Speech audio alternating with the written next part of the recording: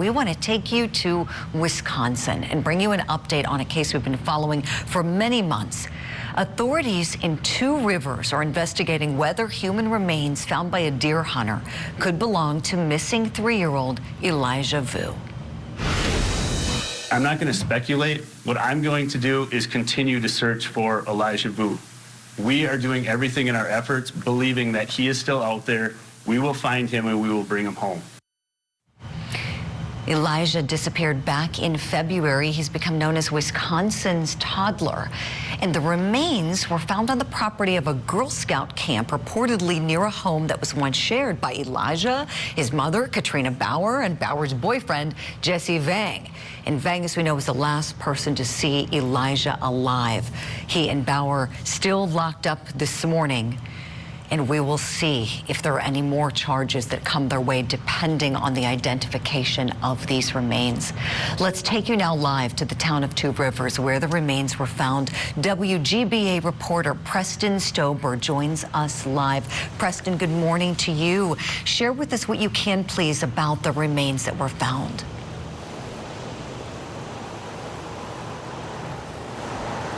Well, Julie, we don't know too much about the remains now. What we can say is that police confirmed that that deer hunter did find the remains on private property somewhere here in the town of Two Rivers in Manitowoc County. Now, obviously, they are aware of Elijah Vu's case.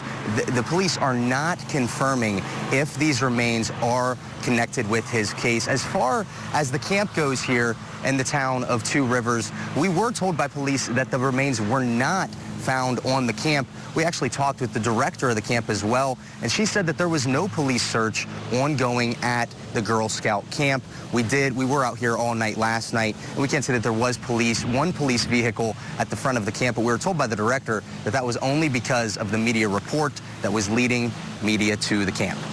Ah, okay. So, Preston, did they say where exactly the remains were located? No, Julie, that remains to be said. I talked with a volunteer firefighter here at the town of Two Rivers, and he told me that they were found somewhere on Manitowoc Road, right here where the camp is located. Like I said, all we know now is that they were found on private property and not on the camp itself. Oh, my. I know this has just shaken the community there, Preston. Tell us a little bit, has there been any response since this discovery from anyone in Elijah Vu's extended family, anything that you or your colleagues at WGBA have heard regarding their reaction to this? Well, Julie, I've worked very closely with the family this whole time, and I can say it's a testament to their strength and their resolve, how much they have worked on finding Elijah. I've reached out to them. I have not heard back yet as to what they know or what has been confirmed with them.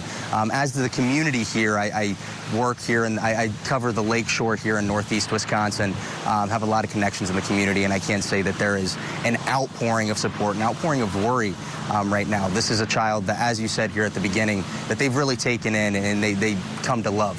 And there is a lot of worry with what this does mean in his case. Right, Preston. I'm curious, have you heard anything from either of the attorneys representing Katrina Bauer, little Elijah's mom, or Jesse Vang, mom's boyfriend? No, Julie, I've not heard anything from them. We've reached out to both sides, and as I'm sure we've covered multiple times, that Katrina Bauer did switch attorneys. We've reached out to see if there is any information that they can provide at any time, but we have not heard anything back yet on that front. Gotcha. Preston, anything else important to note about this? Anything else you've heard from any witnesses or anyone you've been talking with on the ground there and all the work that you've been doing on this case with little Elijah? Julie, as far as confirmed reports, that's about all we know now. I'd say I just go back to what I mentioned with the community. Actually, when I was on the ground here yesterday, one of the searchers, her name is Yolanda, she's worked with me for the last 6 months, worked with the searches for the last 6 months, going out there just trying to find Elijah, and she pulled up to the side of the road, had some tears on her face, and was just outpouring her love for what this could mean. But as far as confirmed reports, that is all we know now. Well, certainly appreciate all of your reporting. We would love for you to join us again. Preston Stober with WGBA, thank you so much for that update.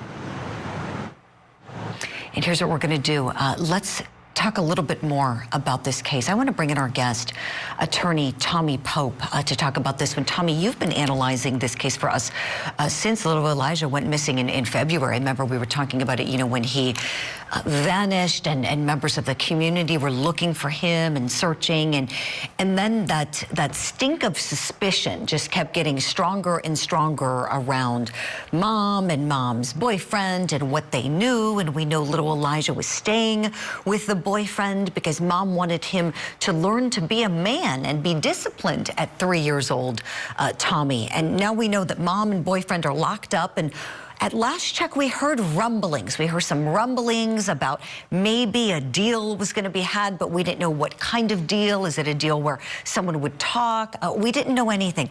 I'm curious, drawing on your experience both as a prosecutor and as a law enforcement agent, what do you think is going on now with mom and Jesse Vang and authorities? Do you think anybody's coming at them in the jail, coming to their attorneys perhaps, and trying to get any information out?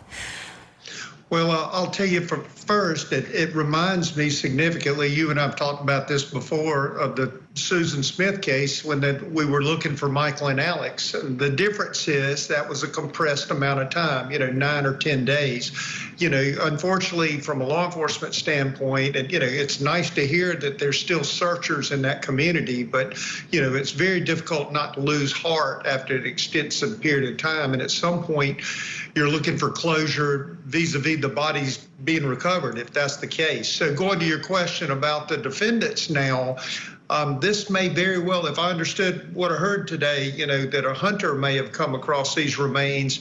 Well, suddenly it may remove a bargaining chip from the defendants now because, that's always something of finding the decedent, finding the body, getting some closure in that regard. The fact that they now may have found the body. Now, another thing I think is good for this family is our DNA technology. The identifying the body used to be a drawn out process. And so hopefully in identifying these remains, they can be fairly quick and know if they're on the right trail. And imagine the roller coaster, Julie, for that family of being, this might be it, it's good, it's bad, and then maybe it is, maybe it isn't. And so, but going back to the defendants, I think if this is the body of the victim, if this is Elijah, then they've lost a significant bargaining chip of, I will tell you what actually happened, where that happened. And so that remains to be seen.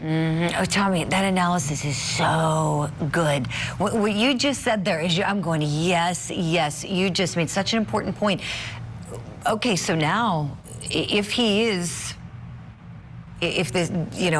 Elijah Vu has been discovered, if the remains belong to him, you're right. How helpful are they? So now, prosecutors, do they need them? Maybe not at all. Maybe go full steam ahead at both of them, depending on what the circumstances are. I can't wait to see. It's been really disturbing that there hasn't been a normal reaction from mom with her child missing, or the boyfriend who just said, oh, he just disappeared after a nap. Tommy Pope, great insight from you as always.